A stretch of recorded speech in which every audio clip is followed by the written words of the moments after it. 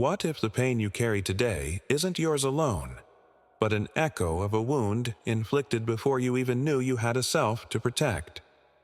What if the anxiety, the guilt, the emptiness you feel didn't start in adulthood, but were quietly planted in childhood by people who claimed to love you?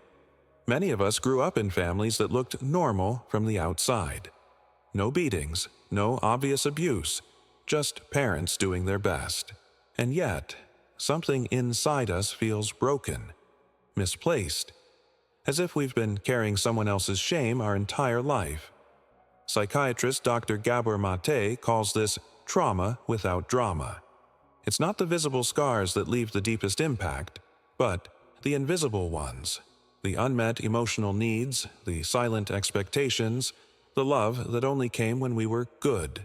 You may have been taught to stay quiet, to smile when you wanted to cry, to succeed to be worthy. You adapted to survive. But in doing so, you betrayed parts of yourself you now long to reclaim. This isn't about blaming your parents. It's about seeing clearly.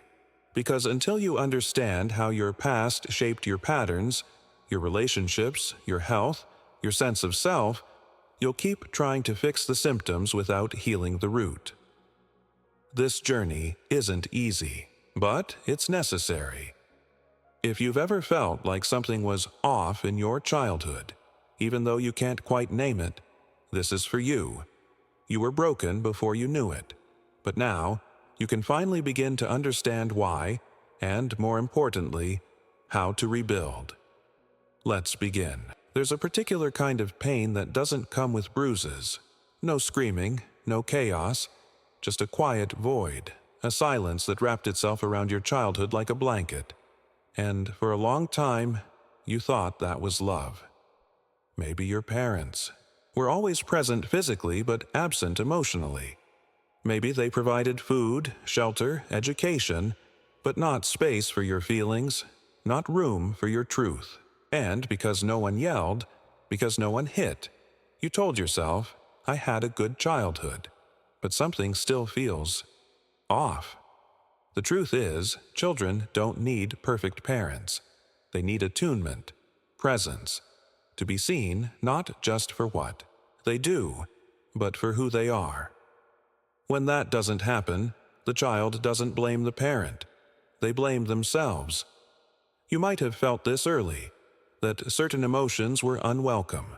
Anger, sadness, even joy that was too loud. You learned to tone yourself down, to be easy, quiet, compliant. Not because anyone told you outright, but because children are master observers. You felt it in the air. Love was conditional. This is how trauma begins in silence. Gabor Maté explains that trauma isn't what happens to you. It's what happens inside you as a result. The disconnect, the self-betrayal, the belief that your needs are too much, that your feelings are dangerous, that being yourself is a risk. And yet, as adults, we wonder, why do I feel so anxious? Why do I fear rejection? Why do I constantly doubt myself? Because you grew up in an emotional drought, and now your inner child is still thirsty. The silence of childhood was never benign. It was the first wound. And it taught you to keep quiet, even when everything inside you was begging to be heard. As children, we don't ask, is this love healthy? We ask, what do I have to be to keep it? You may have felt loved, but only when you behaved a certain way, only when you achieved, only when you didn't cry too much, only when you met someone else's needs first. That's not unconditional love. That's performance-based acceptance, and it has a cost. When love is given only in exchange for being good, a child quickly learns to abandon parts of themselves. The wild, messy, emotional, honest parts. The real self becomes too risky to show. So you adapt. You become the pleaser, the achiever, the caretaker. You hide your anger, your needs, your vulnerability. Because deep down, you've learned, to be loved, you must earn it. This isn't a conscious agreement. It's a survival strategy. But here's the tragedy. Over time, you begin to believe that you are only lovable when you are useful, perfect, or silent. And as an adult, this belief shows up everywhere. You might say yes when you mean no. You might overwork yourself trying to prove your worth. You might stay in relationships that drain you, because the fear of being alone feels worse than being unseen. Dr. Gabor Maté reminds us, children would rather be bad than feel abandoned. But more often, they become good at their own expense. Conditional love doesn't just shape your past. It defines your present until you name it, question it, and begin the painful work of reclaiming the parts of yourself you had to hide. You weren't born broken. You were just trying to be loved, and that shouldn't come with a price. The mind is clever. It forgets what it needs to in order to survive. But the body remembers. You might not recall every moment of pain from your childhood. You might even tell yourself, it wasn't that bad. But your body holds the truth with unwavering honesty. Chronic tension in your shoulders. A stomach that knots with anxiety. Insomnia that has no clear cause. Illnesses that flare up under emotional stress. These aren't random. They're messages. Gabor Maté, who spent decades working with people facing addiction, autoimmune disease, and chronic illness, noticed a pattern. The body often becomes the voice for what the soul was forced to silence. When you were a child and couldn't express fear, sadness, or anger, those feelings didn't vanish. They went inward, and over time, they shaped your physiology. You learned to disconnect from your emotions to be strong. But emotional repression is not resilience.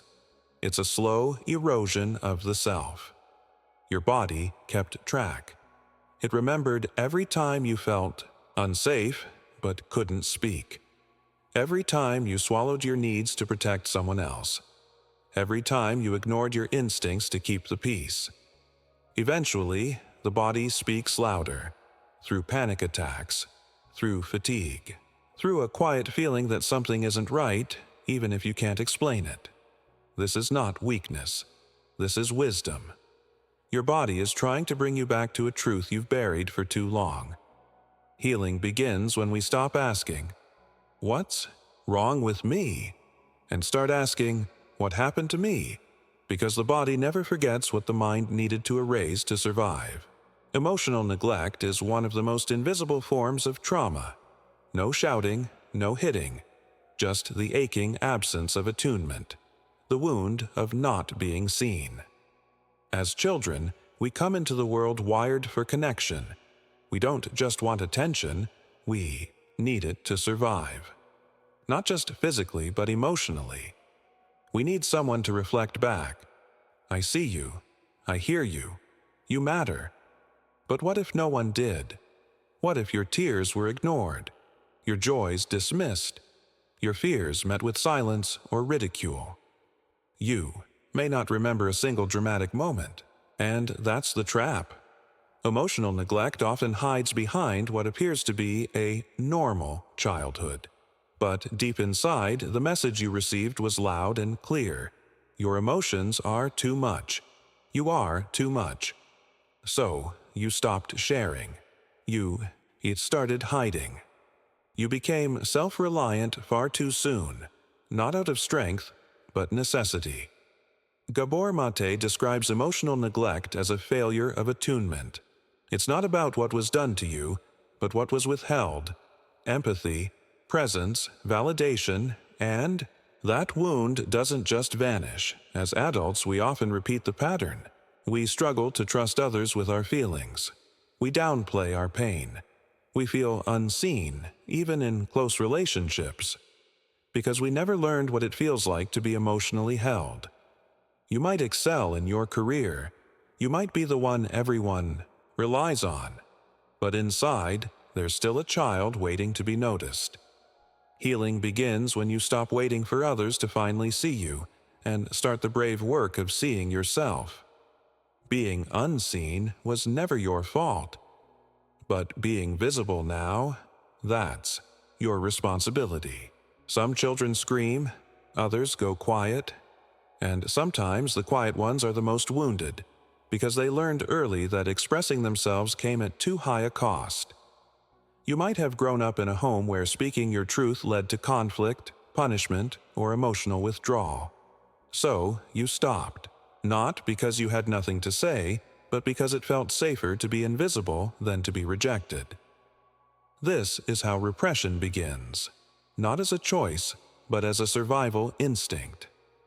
You began to edit yourself, your words, your feelings, your reactions. You swallowed your anger. You dulled your joy. You wore the mask of the easy child, the responsible one, the peacekeeper. But inside, you were screaming. Gabor Maté often speaks of the split that happens within us, the divide between our authenticity and our attachment. As children, if we must choose between being true to ourselves or staying connected to those we depend on, we'll sacrifice our truth every time. It's not weakness, it's biology. But the cost of that adaptation is steep. As adults, we may struggle to know who we really are. We might fear confrontation. We might feel numb, disconnected, unsure of what we even want, because we've spent a lifetime tuning ourselves out. You're not broken. You're repressed. And now, the healing path asks something radical. To find your voice again, to feel what you've long buried, to express what once felt dangerous. Yes, it's terrifying, but it's also liberating. You've spent too long screaming in silence. It's time to let that voice rise. If you've ever felt that being enough is always just out of reach, you're not alone.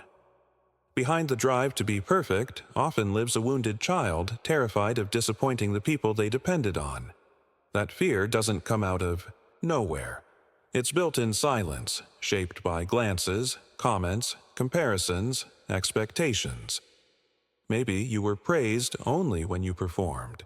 Maybe your mistakes were met with disappointment instead of understanding.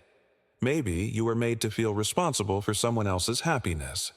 And so you became careful, hyper-aware, always scanning the emotional temperature of the room, always trying to get it right.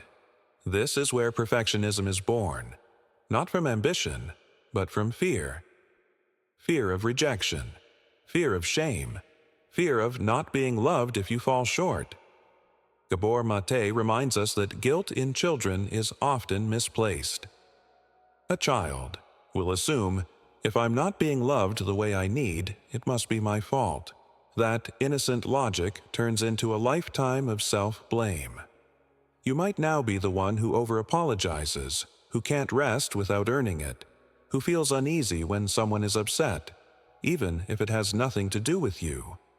But here's the truth. You don't have to be perfect to be worthy of love. You never did. Your guilt is not proof of your goodness. It's evidence of a survival strategy that once kept you safe. Perfectionism is not a personality trait. It's a trauma response, and it can be unlearned. You are allowed to disappoint others in order to be true to yourself. You are allowed to rest, to stumble, to be human. You don't have to earn your place. You already belong. Some children don't get to be children. They become the peacemakers, the helpers, the emotional anchors of the family, not because they chose to, but because someone had to. If you grew up in a chaotic or emotionally unstable environment, you might have learned early that your needs came second, or didn't matter at all. Maybe a parent was depressed, angry, addicted, or simply overwhelmed, and so you stepped in. You became the responsible one, the one who didn't cause trouble, the one who listened, supported, soothed. In some cases, you became the parent too, your own parent. This is what's known as parentification. And while it can create adults who seem capable, empathetic, and strong, it often hides a deep well of unmet needs. Dr. Gabor Maté reminds us that no child should be responsible for the emotional well-being of adults. When that burden is placed on a young psyche, something breaks. The natural development of self. You may now find it hard to ask for help. You might feel shame around needing anything at all. You might attract relationships where you give more than you receive, because caretaking became your identity. But inside, there's still a child who never got to be held, who had to grow up too fast, who learned that love meant service and worth meant sacrifice. That child deserves attention. Healing means letting yourself receive. It means recognizing that you were never meant to carry so much. It means slowly lowering the armor and trusting that you, too, get to be cared for. You were the adult when no one else could be. But now, it's time to reclaim the child who never got to be. What if your body isn't betraying you, but trying to protect you? For years, we've been taught to treat physical illness and mental distress as isolated events, something to fix, suppress, or ignore. But trauma doesn't just live in the mind, it settles in the body. Autoimmune diseases, chronic fatigue, irritable bowel, migraines, anxiety, addiction. These are not random. They are patterns, messages. Dr. Gabor Maté, through decades of clinical work, observed what so many of us know in our bones, that the body speaks when the soul is silenced, that illness often carries an emotional history. When you spent years suppressing anger to avoid conflict, where did that energy go? When you constantly prioritized others' needs over your own, what message did your nervous system internalize? The body remembers. It adapts. It holds the tension of your unspoken truths. It bears the weight of all you never had the space to feel. And over time, that weight becomes pain. This is not your fault. It's your body's wisdom. But now, it's time to listen. Healing doesn't always come from pills or procedures. Sometimes it begins when you stop fighting your symptoms and start asking them what they're trying to tell you. Where does it hurt? What have you been carrying alone? What needs to be felt, said, released? Your body is not the enemy. It's the most loyal witness to your life, and it's asking for your attention, not your judgment. Because healing isn't about fixing yourself. It's about finally coming home to what your body has always known. You cannot heal what you refuse to name. For many of us, the hardest part isn't the pain itself, but admitting that it was real, that something happened, that what you felt as a child wasn't overreaction or sensitivity, but a response to unmet emotional needs. Naming the hurt is terrifying, because it threatens the image you've built of your family, of your childhood, of yourself. But liberation begins there, in truth. Maybe your parents did the best they could. Maybe they were hurting too. But acknowledging your pain isn't betrayal. It's honesty. Gabor Maté reminds us that compassion and truth are not opposites. You can hold empathy for those who hurt you while still honoring what it cost you. You don't have to remember every detail. You don't need to prove your trauma.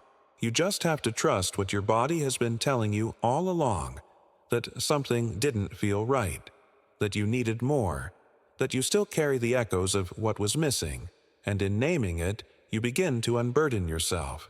You stop protecting the people who didn't protect you. You stop minimizing what shaped you. You stop carrying shame that was never yours. This is not about blame. It's about ownership. It's about reclaiming your story so you can finally stop living someone else's version of it. The child in you needed someone to say, "This hurt, and it mattered." You can be that person now. Speak the truth, not to dwell in the past, but to free yourself from it. That's where healing begins. There comes a moment, quiet, often unexpected, when you realize no one is coming to rescue you. And strangely, that's when the real healing begins. Because now, you get to become the person you always needed. For so long, you may have waited for someone to apologize, to validate your pain, to love you in the way you longed for as a child. And while reconciliation is beautiful, it's not always possible, but reparenting is. This means offering yourself what was missing: kindness without condition, protection without control, presence without judgment. It means learning to sit with your feelings instead of shaming them, to rest without guilt, to say no without fear, to love without losing yourself. Gabor Maté teaches that healing doesn't require a perfect past.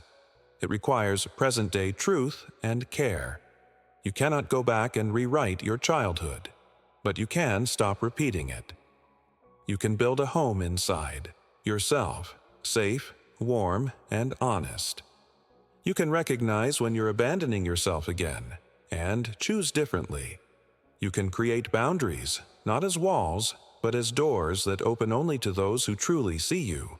You can practice speaking your truth, not to convince, but to honor your voice. This is not easy. You will grieve the love you didn't receive. You will mourn the innocence lost too soon. But you will also discover a new kind of strength, not rooted in survival, but in wholeness. You are not broken beyond repair. You are not too late. You are not alone. You are rebuilding, from truth, from compassion, from the ground up, and this time, you get to stay. If you've seen yourself in these chapters, not just as someone who was hurt, but as someone still carrying that hurt, you're not weak. You're awake. You've lived through things your younger self didn't have words for. You adapted. You survived. And now, you're here, not to blame, but to understand. That's what healing asks of us. Not perfection, not endless self-improvement, but compassion for the child who coped the only way they could.